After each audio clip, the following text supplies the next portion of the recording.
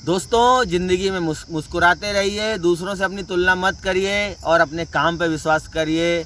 आपकी किस्मत ज़रूर बदल जाएगी। ईश्वर ने आपके लिए बहुत अच्छा ही कुछ किया होगा, कुछ सोचा होगा, कुछ लिखा होगा। नमस्कार साथियों, आज मैं आपको एक ऐसी मोटिवेशनल स्टोरी सुनाने जा रहा हूँ जिसमें जो आपको सोचने पर विवश कर देगी, क्योंकि हम सब ईश्वर की संतान हैं। ईश्वर ने कभी भी हमारे साथ कोई भेदभाव नहीं किया है और ये बात मैं कई ब्लॉग में आपको बता चुका हूँ और ये मोटिवेशनल कहानियाँ भी यही सिद्ध करेगी। और दोस्तों, इस मोटिवेशनल ब्लॉग को अंत तक सुनिएगा। जीवन का दो भाइयों की एक ऐसी कहानी जिसके अंत में जीवन की एक ऐसी सीख छुपी हुई है।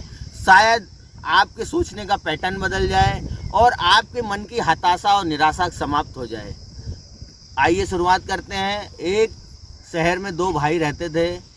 एक छोटा भाई बहुत ही चंचल था बचपन से और बड़ा भाई बहुत ही धीर और वीर गंभीर था। बड़ा भाई का ईश्वर में बहुत ही अगाध विश्वास था। वो ईश्वर की पूजा करता है, स्कूल जाता, टाइम पे पढ़ाई करता, सेशनल एग्ज़ाम बराबर देता, तैयारी करता और मेडिटेशन करता, गरीब लोगों की मदद करता और जीवन उसका ऐसे ही कट रहा था। उसे ये सब चीज़ें, बाकी चीज़ें पसंद नहीं आती थी। छोटा भाई उसके विपरीत था। वो लाइफ को एंजॉय करना चाहता था और हमेशा खुले दिल और दिमाग से ज़िंदगी जीता था। पब में जाता था, पार्टियां करता था, एंजॉय करता था। पढ़ाई में उसका कम मन रहता था, खूब मस्ती करता था, लाइफ को बहुत एंजॉय करता था, पैसे बहुत ज़्यादा खर्च करता था और ज़िंदगी को खुले दिल से जीता था। दोनों ही भाई ज़िंदगी जी रहे थे। अब दोनों भाइयों ने अपनी पढ़ाई समाप्त करी। बड़े भाई की एक साधारण सी नौकरी लगी, इतनी मेहनत, इतनी पढ़ाई करने के बाद भी। लेकिन छोटा भाई एक बहुत बड़ी मल्टीनेशनल कंपनी में सॉफ्टवेयर इंजीनियर बन गया। बड़ा भाई तो 10-15 हज़ार रुपये महीने कमा रहा था, लेकिन छोटा भाई लाखों में खेलने लगा। उसकी किस्मत ने उसका ऐसा साथ दिया, वो आगे बढ़ गया। अब ये दोनों भाई एक दूसरे को कंपेयर करते थे कि तो वो छोटा भाई अपने बड़े भाई को अक्सर समझाता है कि भैया इन सब चीज़ों में कुछ नहीं रखा है, तुम कहाँ ये मेडिटेशन करते हो, कहाँ ये गरीबों को खाना खिलाने जाते हो, कहाँ गरीबों को खाना बांटने जाते हो, तुम क्या करते रहते हो ये सब। ज़िंदगी को खुले मन से जियो, एंजॉय करो ज़िंदगी का, यही ज़िंदगी है।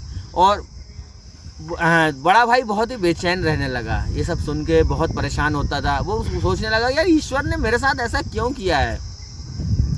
एक दिन की बात है, बड़ा भाई अपने मेडिटेशन सेंटर से शाम को लौट रहा था, तो लौटते हुए उसकी साइकिल की चेन टूट गई। अब वो पैदल पैदल चलने लगा तो एक ठोकर लगी तो उसकी चप्पल टूट गई। और थोड़ा आगे चला तो एक कांच उसके पाँव में घुस गया, उसकी चीख निकल गई। उसने साइकिल किनारे फेंकी और रोड पे ही बैठ गया और अपने पाँव को देखने लगा और ऊपर आसमान की ओर देख के सोचने लगा, हे ईश्वर, तू मेरे साथ ऐसा क्यों कर रहा है।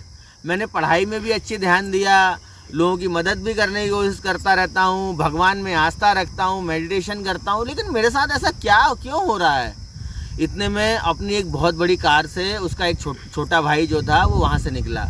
उसने देखा, अरे भैया नीचे बैठे हुए हैं, तो उसने हॉर्न बजाया और बोला, भैया आप यहाँ क्या कर रहे हो।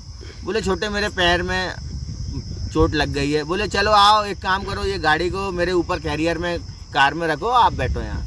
बिठाल के घर ले आया। बोले, भैया मैंने आपको कितना समझाया, ये सब भगवान अगवान कुछ नहीं है, आप तो एंजॉय करो लाइफ को, आप कहाँ लगे रहते हो। बोले, नहीं छोटे, ऐसा नहीं होता है। बोले, देखो आज मैं कहाँ हूँ, आज आप कहाँ हो, और आप तो मुझसे ज़्यादा टैलेंटेड हो, आप मुझसे ज़्यादा ज्ञानवान हो, आप ज़्यादा बुद्धिमान हो, आप ज़्यादा अच्छे काम करते हो। मैं तो अभी देखो रात भर की पार्टी थी मेरी, मैं रात भर की पार्टी करके अब शाम को लौटा हूँ, कल शाम का गया हुआ। अब मैं 2-3 दिन एंजॉय करूँगा, फिर जाऊँगा जॉब पे। उसका बड़ा भाई सोचने पर विवश हो गया। उसने बोला, हाँ यार, मेरी किस्मत में कुछ गड़बड़ तो है। बोले, एक काम करते हैं, इस शहर के सबसे बड़े ज्योतिषी के पास चलते हैं। छोटे भाई ने बोला, हाँ ठीक है, चलो कल चलेंगे। दूसरे दिन सुबह दोनों भाई एक ज्योतिषी के पास गए। वो उस शहर के जाने माने ज्योतिषी थे। उनकी बातें कभी गलत नहीं होती थी, वो जो बताते थे वो सच हो जाता था। बहुत ही ज्ञानी थे। उन्होंने दोनों भाइयों की कुंडलियाँ वहाँ लेके गए और बोले, पंडित जी ये कुंडलियाँ दिखानी थी। पंडित जी ने ये नहीं पूछा कि ये किसकी कुंडलियाँ, और उन्होंने भी बताया नहीं। उन्होंने पंडित जी ने पहली कुंडली देखी, वो बड़े भाई की कुंडली थी। बोले, यार ये कैसी कुंडली है, इतनी घटिया कुंडली, ये तो आदमी कल ही मर गया होगा, ये आदमी जीवित बच ही नहीं सकता, इसका तो मृत्यु घात था।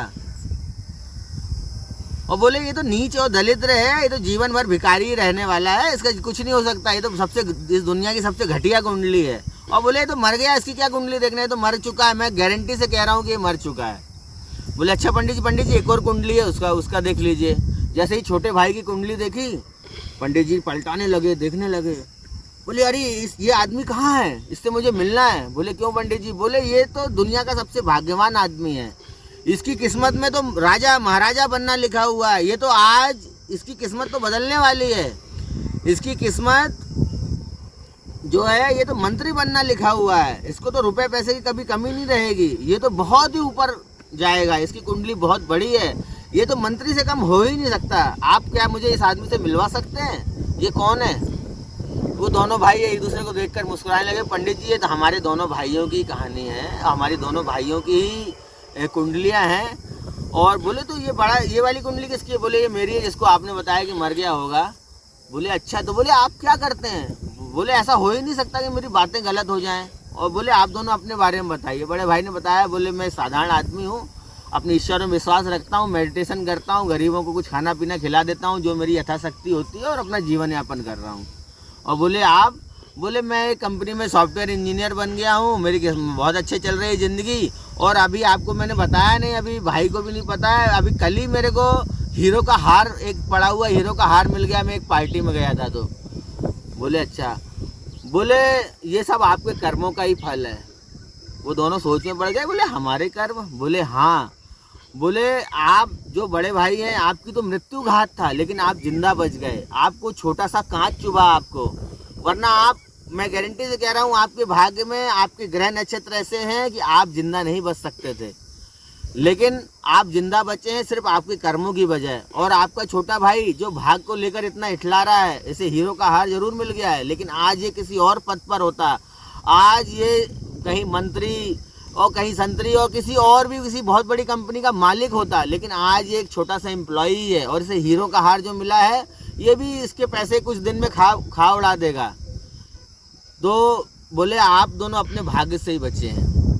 दोस्तों ये कहानी बहुत ही सिंपल दो भाइयों की कहानी है, लेकिन इससे हमें एक सीख मिलती है कि हमें ईश्वर ने अपना भाग्य खुद दिया है। ईश्वर ने सिर्फ हमारे भाग्य में कुछ लिखा है कि आप शायद गिर जाएंगे, लेकिन उसने कभी ऊंचाई का डिटेल नहीं लिखी है। ऊंचाई जो है हमारे कर्मों से आएगी, कि आप 10 इंच से गिरेंगे कि 10 फीट ऊंचे से गिरेंगे, ये हमारा कर्म डिसाइड करेंगे। यदि हम अपने कर्म अच्छे रखेंगे तो हमारी मौत भी लिखी होगी तो भी वो टल जाएगी। इसलिए अभी कभी भी अपने भाग्य को मत कोसिए, अपने कर्म पर विश्वास रखिए। ईश्वर आपसे प्यार करता है, हम आप ईश्वर की संतान हैं, और यकीन मानिए आप अगर ईश्वर पे विश्वास रखेंगे और आप सत्कर्म करेंगे तो आपके भाग्य में कितना भी खराब भाग्य लिखा हो वो जरूर बदलेगा, और आप उससे कुछ बेटर ही करेंगे। इसलिए हर क्षण प्रति क्षण ईश्वर का धन्यवाद करिए, अपने ईश्वर पर विश्वास रखिए, अपने कर्मों पर विश्वास रखिए और सत्कर्म करिए। Take care, bye bye. सब में खुशियाँ फैलाते रहिए, मिलते रहिए, मोटिवेट करते रहिए। नमस्कार।